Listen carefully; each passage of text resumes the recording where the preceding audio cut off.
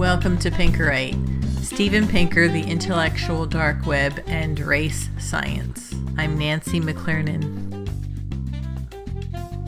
Brian Ferguson is a professor of anthropology at Rutgers University and a critic of Steven Pinker.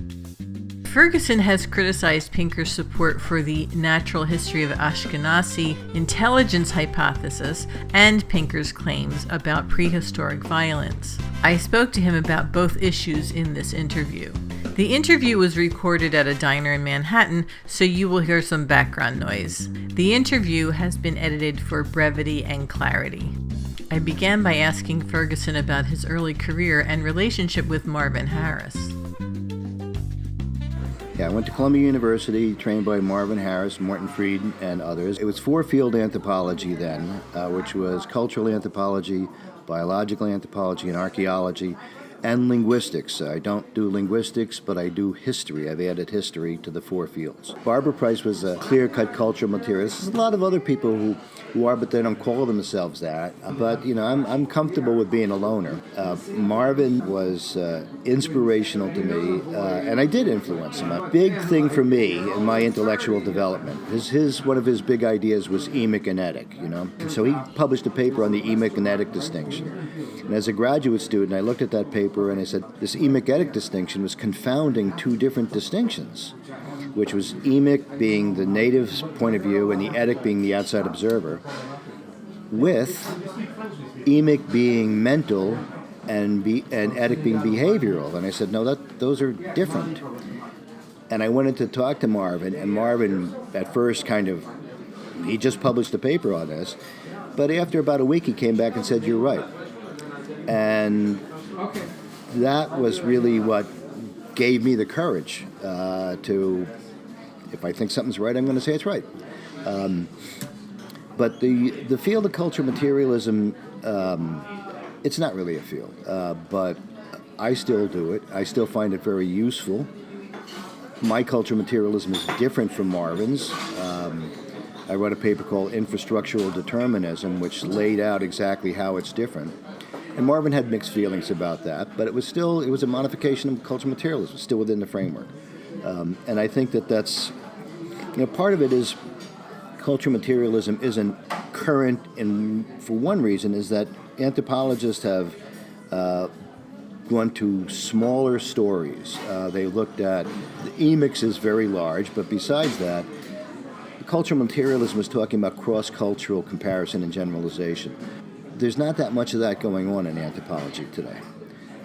And when it does go on, it tends to be using statistical techniques, which kind of leave me cold. I don't think that they really get at what's going on. But if you talk about the ideas of infrastructure, structure, and superstructure, which is the main frame of culturalist material theory, I think that is essential for understanding variations, large-scale variations in human culture. What my modification of it tried to do was bring in history so that you could use that same framework but talk about more localized and transient phenomena rather than comparing entire societies.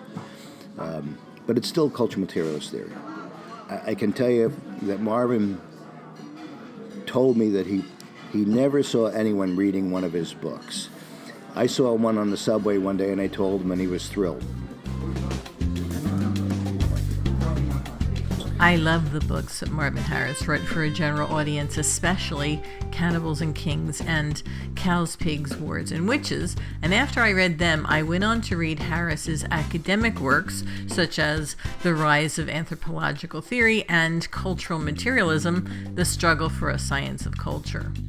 Ferguson has written a book which will be published soon called Chimpanzees, War and History, Are Men Born to Kill?, and expects that he'll get into an argument with Jane Goodall. Being trained in archaeology and biological anthropology, I've been very interested in questions of human nature, especially on the subject of war, which is my main area of research. And I've looked at that culturally and archaeologically and through various theories of different kinds that humans have an innate propensity to make war on others of different groups. And I am now finishing final edits of a book called Chimpanzees, War and History, Are Men Born to Kill? That should be published within a year by Oxford University Press. That book looks at the proposition that humans share with chimpanzees an inborn inclination to kill members of other groups when that can be done without risk to themselves. And so what I've done over about 20 years on and off research is looked at the entire chimpanzee record and argued that chimpanzees do not have that innate propensity.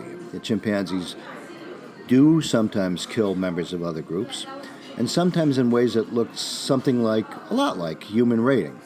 But when they've done that, when you look at the actual cases, you see that these are situations where they've been disturbed by the human presence in the area in specific ways that lead to increased competition between different groups. So it's not they're just waiting for a chance to kill others. Chimpanzees have gotten along with members of other groups.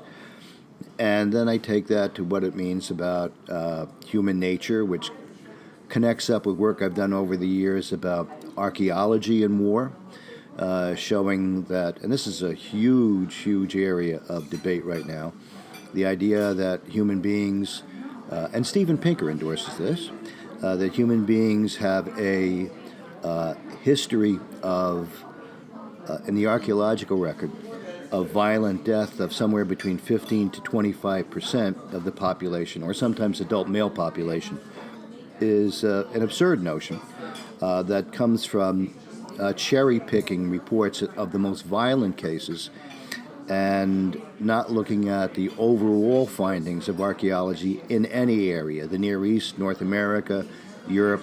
If you look at that, you find there is evidence of warfare. There certainly is evidence of violence death, which gets more recent towards the present, gets down to almost non-existence in the earliest archaeological records, but is nothing like this 15 to 25%, which is so frequently repeated.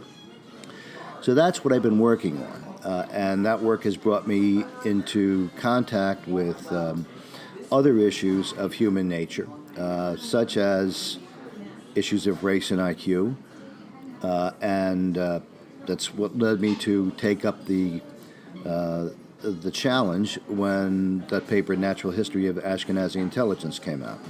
I'm heading for a whole world of argument. I'm arguing this book, Chimpanzees, War and History, is going to be the biggest argument that I've ever been in.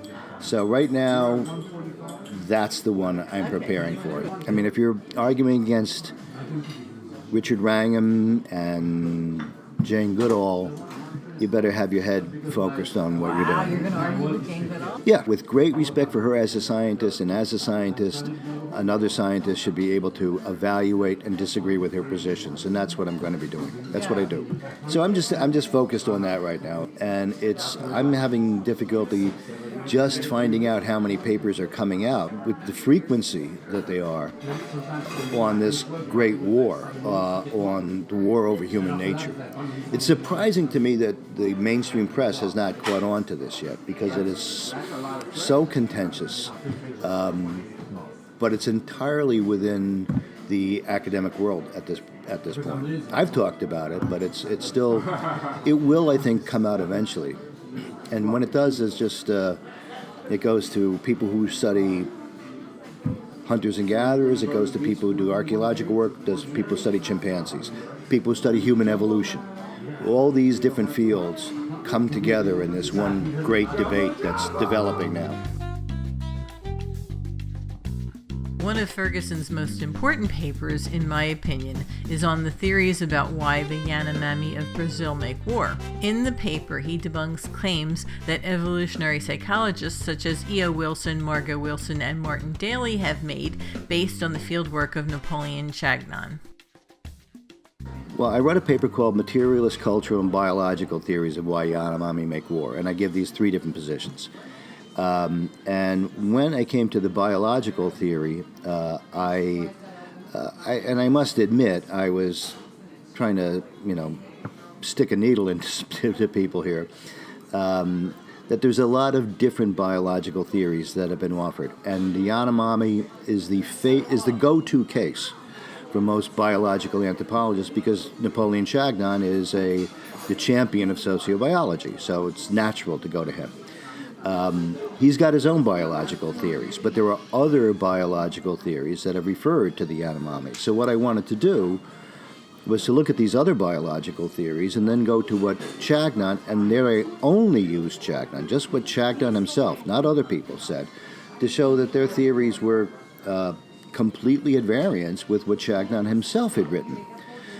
So Daly and Wilson, for example, said that when a Yanomami man takes a widow with children as a wife, he demands that her children from a previous spouse be killed. Not only in all my reading the Yanomami did I never find anything about this, Chagnon himself explicitly denied it. There's other things, like E.O. Wilson. It's E.O. Wilson, in the introduction to one of Chagnon's Yanomamo books, says that tribal warfare is I can't even paraphrase it now, but it's something to the effect that tribal warfare always has territorial acquisition as a gain, when Chagnon himself says there's absolutely no territorial acquisition involved in these wars. So what I was trying to do in that was to show, and this is one of the persistent things, I think, that people who cloak themselves in the mantle of Darwin say we're doing science, and the other people are ideologues or politically correct. And what I tried to show there was that the people who say they're doing science, and they refer to Chagnon, who did an amazing amount of data collection. I mean, you really cannot take that away from Chagnon. It was heroic fieldwork in many ways. But what they're attributing to him isn't what he said himself.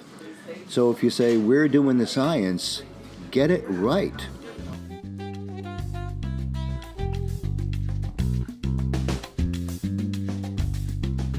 I asked Ferguson about a paper he wrote, Pinker's List, Exaggerating Prehistoric War Mortality. Well, in the blank slate, Pinker wrote, and I won't try to paraphrase this either, but basically that Hobbes was right, that life in the state of nature was nasty, brutish, and short, and everybody was killing each other all the time. So in the better ranges of his nature, and I have not read that book. I've read the parts that pertain to my work, and that's him citing the scientific record, what he claims to be the scientific record, of the evidence of high levels of violent death throughout archaeological finds in the archaeological universe. And what he does is he takes two lists. The paper I wrote is called Pinker's List. There's a PDF on the web. Anybody can get it. He takes two lists that were composed, one by Lawrence Keeley, who was an archaeologist, who was one of the people who argued, although he was not biologically inclined himself. He didn't make biological theories. In fact, he thought biology was useless for explaining war.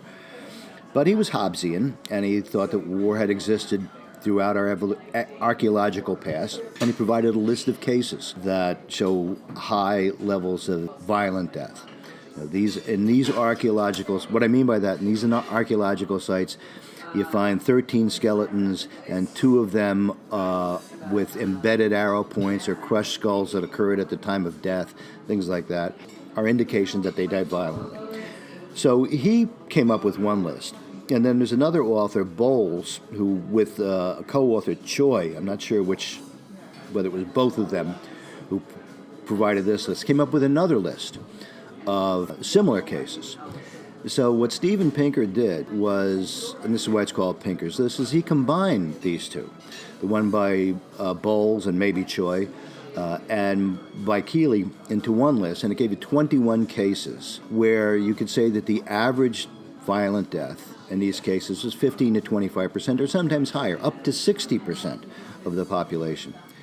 And I went and looked at all the primary sources for all of those. And what really struck me was, and the conclusion was, here you see it, human beings have always been involved in very high levels of homicide, which he often glosses as warfare, although he would admit to other kinds of homicide too, that they are involved in this homicide, and we've gotten a lot more peaceful since then. That's part of the whole thrust of things. This was human nature in the state of nature. That's where he begins, the better angels of our nature. So when you look at these two lists, one of the 21 has no violent death in it at all, so it's kind of odd that it's there. But of the other 20, 3 of the cases, which he got from these two different lists, are the same cases counted twice. And that, to me, was a pretty serious error. There was a 4th one that I could have said was the same case counted twice, but I didn't want to overdo it, but at least 3. The exact same cases counted twice, because they're given different names in the different lists. So unless you look at it, it seems like a different case. And then of the other cases, some of them are completely legitimate for his purpose. I'm not saying all of them are questionable, but what I did when I looked at the primary sources is found that 2 of the remaining 14 cases were of an individual who died, and individuals can violently, and individuals can die violently for execution is something that happens in tribal societies, or individual homicides, things like that. So that narrows it down more. And then a number of the other cases that are cited are cases that, if you go to the original sources, are identified in the original sources as being exceptionally violent, not typical. So one of the things you hear an awful lot about today, not since Pinker's book came out, is findings in the archaeology of Central California, where there's a lot of violent death. And there is. But from the beginning, people have known that this area has more violent death than practically any place else in North America. Not practically. Well, yeah, practically any place else in North America. Why that's true is an interesting question. But it's not typical. And that's the way it's presented, as being typical. There seems to be a turning point. As I read not just what's published, unpublished things that have been sent to me for review. Within the past year, I've seen 3 independent scholarly works which tell me that there's a turning point going on in this debate. And the turning point is this, that they are not arguing, people who are talking about the archaeological evidence, are no longer making the claim of 15 to 25% violent death in the archaeological record. That claim is still out there. Some people who've made it before still make it. But these new studies are not saying that. What they're saying is that there could be violent death, and archaeology doesn't reveal it. And they make arguments which I think are arguable. But the turning point is that they're no longer claiming this very high death rate. This seems to be something that, I like to think that my paper, Pinker's List, had something to do with it. But it's not being made in new studies. What they're saying is the absence of evidence is not evidence of absence. It may have gone on otherwise. Okay, you can argue that, but that's very different from saying we know that 15 to 25% of people died violently. Ferguson also talked about his critique of a hypothesis that was promoted by Steven Pinker and Nicholas Wade. Ferguson's critique is called How Jews Became Smart, Anti-Natural History of Ashkenazi Intelligence.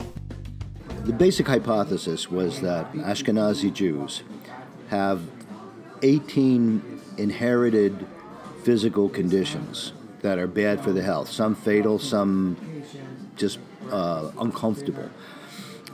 Why do they have so many of them? And there's been debates about that for many years, long before I was born. Well, maybe not that far, but and the argument that Natural History of Ashkenazi Intelligence made was that these may have been selected for because in heterozygotes, that means people who have one copy of a gene but not both copies of the gene, these genes confer higher intelligence, and that in a period from about 800 to 1650 AD, Eastern European Jews were confined to high cognition occupations such as money lending, which is not that simple either, but okay, leave that go.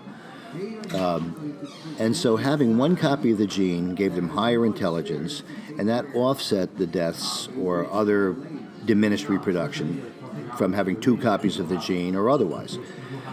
So this was a hypothesis, and it was a pretty stark hypothesis because it was proposing that particular conditions would confer a 5-point IQ increase. That's a lot. It's testable.